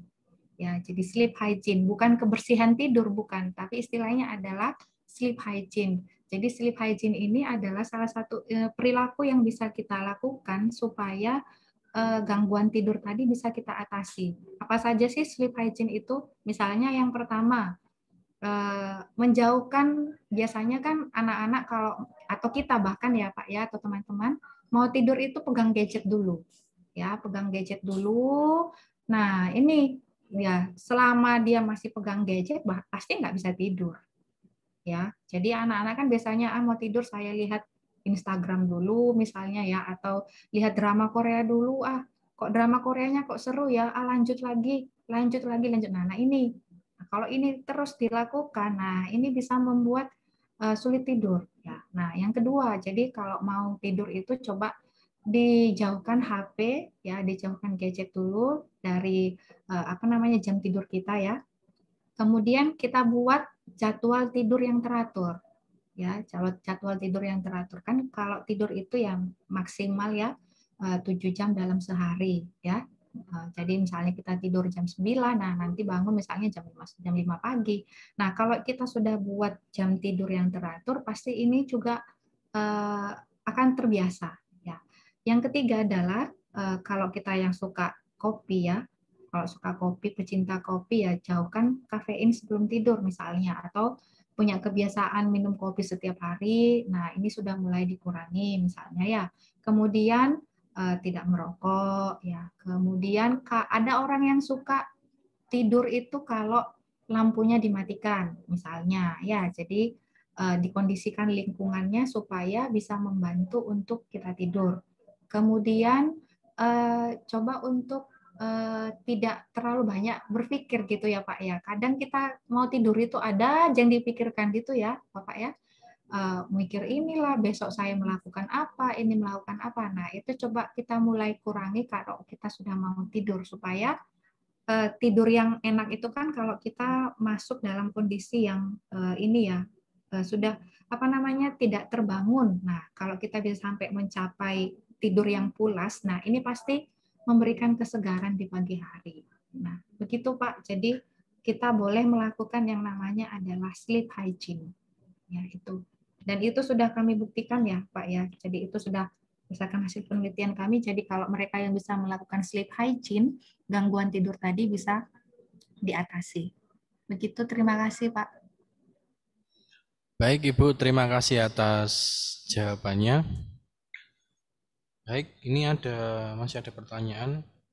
Ibu, ini dari Panji Nugroho. Apakah ketakutan secara berlebihan terhadap suatu hal termasuk masalah psikologis? Begitu Ibu. Ya, jadi untuk ketakutan ini banyak hal ya, ketakutan yang dialami oleh kita.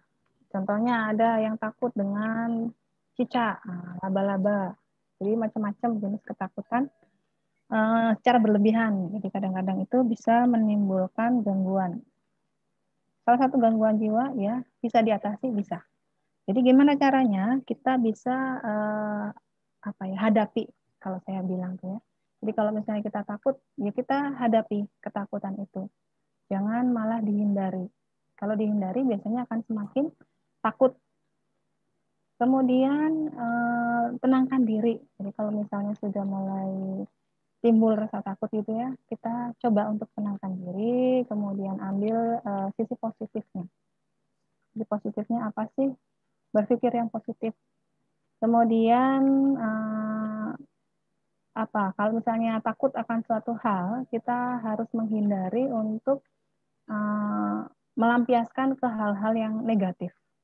Contohnya tadi perilaku kekerasan atau miras atau yang lainnya.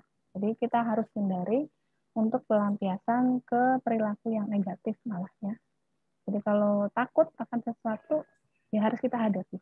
Kalau itu dari saya supaya tidak takut lagi ya. Contohnya takut mau presentasi gitu ya, mau ujian takut, ya harus dihadapi. Kalau misalnya ada persiapan yang perlu dijalani ya kita harus lakukan supaya bisa lebih tenang. Begitu. Ada tambahan Bu Vero? Sudah cukup Bu, pas.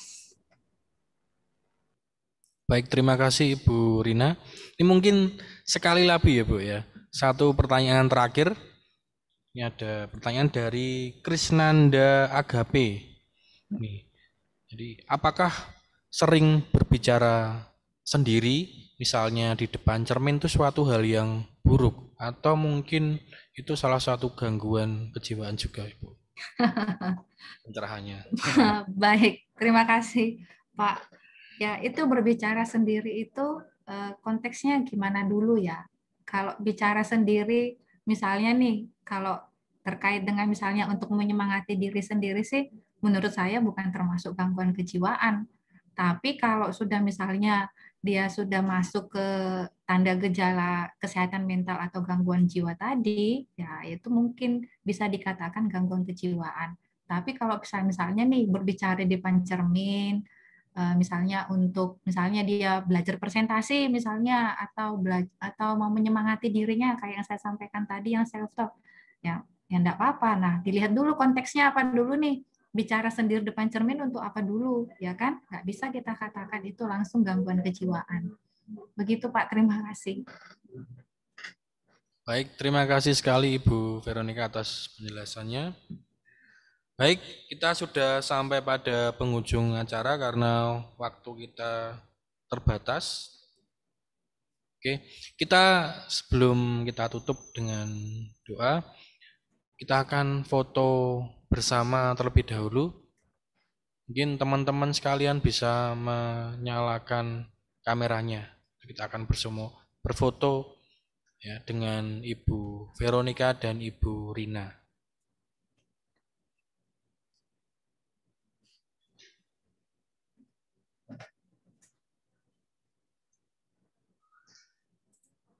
Teman-teman bisa meng-on-kan kameranya sejenak, nanti akan saya hitung. Sudah Pak Ibu. Oke teman-teman silahkan, ya masih ada berapa yang belum on cam ya.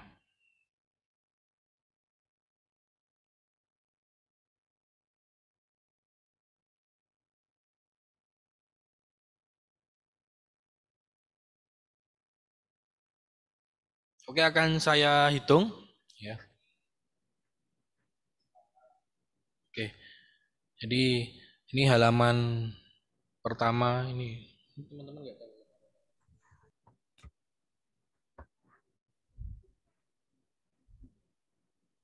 Sebentar, teman-teman.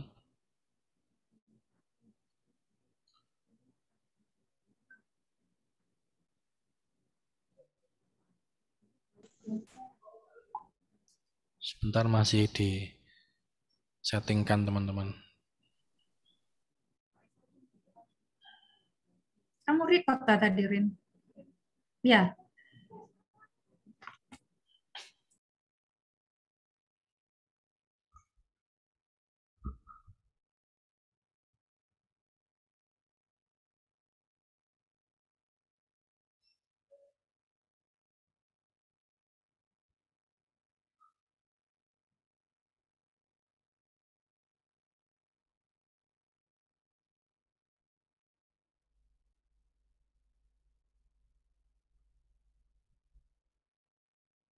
Sebentar ya, Ibu Vero dan Ibu Rina ditunggu sebentar. Oke, siap ya semua. Baik teman-teman, kita akan foto bersama. Saya hitung ya, hitungan ketiga. Kita akan foto slide pertama dulu. 1, 2, 3.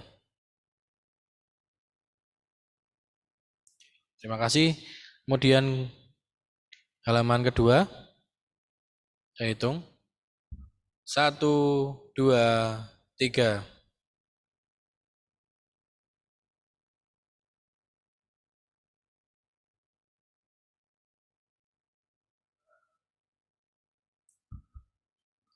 Ayo, kita lanjutkan ya. Ini ternyata banyak yang mengikuti ya. Slide selanjutnya kita akan ambil foto.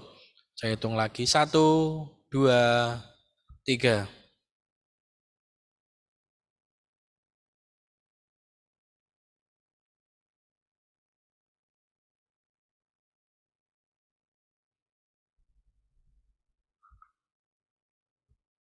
Bagaimana Pak Iput, sudah?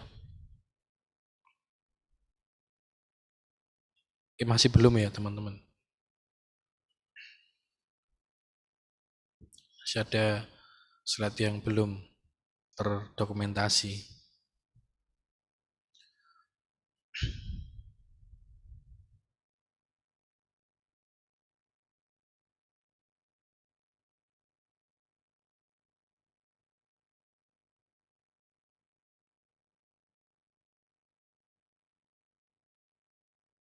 Baik, sudah ya teman-teman sekalian. Terima kasih.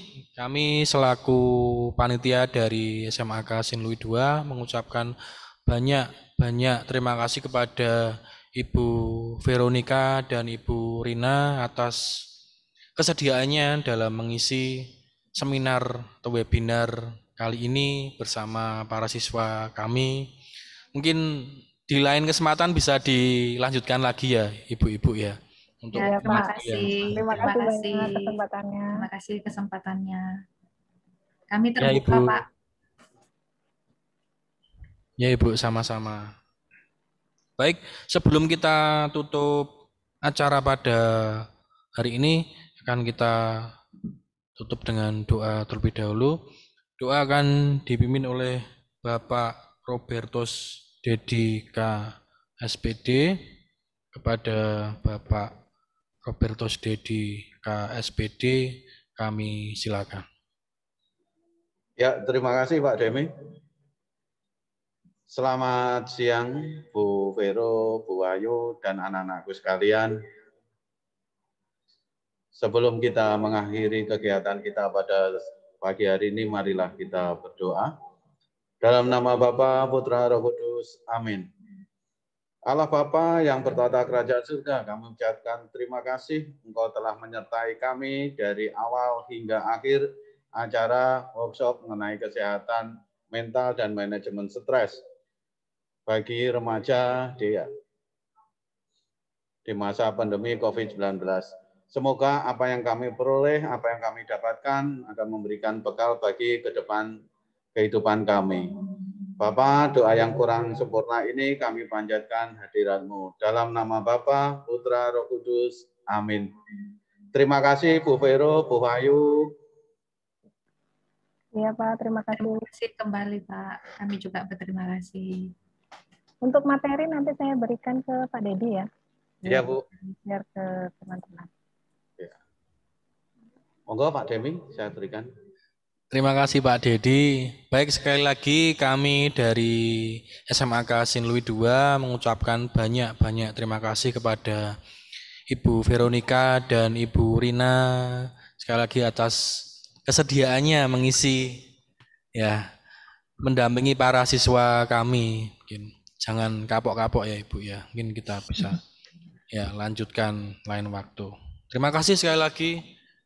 Teman-teman sekalian sudah mengikuti acara webinar ini ya, semoga materinya bisa kalian terima dengan baik. Nanti akan disampaikan juga materinya, PPT-nya, kalian bisa baca-baca kembali ya. Jadi mulai sekarang jangan lagi merasa stres ya, kan sudah ada solusinya, sudah ada cara-cara mengatasinya ya. Gimana kita juga ketika harus ke orang yang profesional ya, jangan malu-malu untuk konsultasi kepada Pak Dedik. Pak Dedik siap 24 jam ya untuk menemani kalian ya gitu.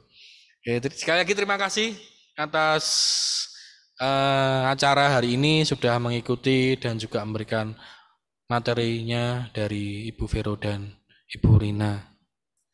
Ya, bisa tutup. Selamat pagi. Terima kasih. Selamat pagi, terima kasih banyak Pak. Ya. Selamat pagi, terima kasih. Kami izin live ya Pak ya. Ya Ibu Vero dan Ibu Rina, terima kasih Terima banyak. kasih. Selamat pagi. Selamat pagi. Teman-teman terima kasih. Ya, yang mau live silahkan. Terima kasih Pak. Terima kasih banyak teman-teman. Ya, semoga materinya bermanfaat untuk. Terima kasih Pak. Ya. Maaf tadi tidak cukup waktu ya, jadi ada beberapa pertanyaan yang tidak sempat kami sampaikan kepada pembicara ya, karena waktu juga terbatas. Oke, mungkin bisa nanti kan dapat PPT-nya, bisa dibaca-baca lagi. Oke, salam sehat selalu teman-teman, sukses selalu, ya, jaga kesehatan, ya, jangan lupa makan teratur, jaga pola makan, ya, makan yang bergizi, juga manajemen mental ya, manajemen stres juga penting, jadi jangan sampai mumet ya, gitu ya, mumet tidur ya, mandi terus tidur itu. Terima kasih Pak. Pagi, terima kasih. Terima kasih, Pak. Terima kasih, matur nuwun. Makasih Pak. Terima kasih. Makasih Pak. Terima kasih, sama-sama. Sampai jumpa. Sampai jumpa minggu depan ya. Happy weekend. Selamat malam Pak. Ya, selamat malam mingguan ya. Hati-hati yang mau mungkin bepergian ya. Ya kalau enggak penting-penting banget tuh di rumah saja ya. Dengan situasi pandemi ya. Itu. Kalau mau keluar juga hati-hati, tetap jaga jarak ya, terapkan protokol kesehatan dengan baik, tertib.